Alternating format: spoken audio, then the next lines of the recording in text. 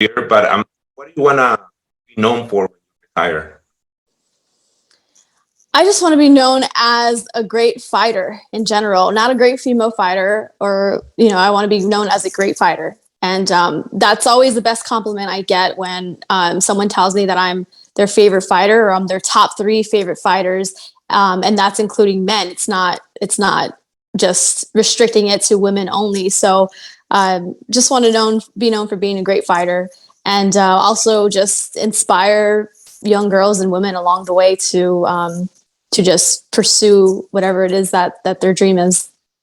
Who inspired you the most when you were growing up, when you were a little kid? That was tough because I didn't really have too many female fighters to look up to. Like when I was growing up watching boxing, I only watched men fight. So like Roy Jones and Sugar Ray Leonard were my favorite fighters growing up. So I would say like style wise, I was inspired by them. But yeah, it's tough being the only girl in a sport where there's not many men to look up to or to be inspired by. So I'm glad like now I can be that for other girls and women. Well, going back to talking about women's boxing, what would you say is the next step for women's boxing overall? The next step, I think, we're getting each big fight that's happened this year has just been getting more eyes on women's boxing. I think a lot of people who weren't women's boxing fans and didn't enjoy women's boxing became fans of women's boxing, because you can't deny that the women put on the fights they put on were just so entertaining and they're so skilled.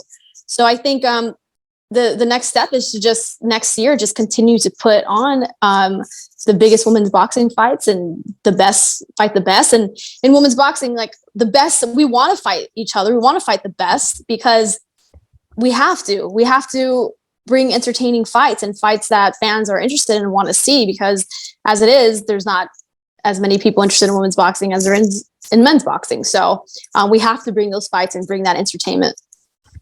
Seniesa, if you weren't a boxer, what do you think you will be doing this today if you weren't a boxer? If I wasn't a boxer, I would probably get more into broadcasting. I've always wanted to be a newscaster. That was my dream when I was a little girl before I started boxing. So maybe that, and probably just pursue my acting career more if I wasn't a boxer. But boxing comes first, so that's the only thing on my mind right now.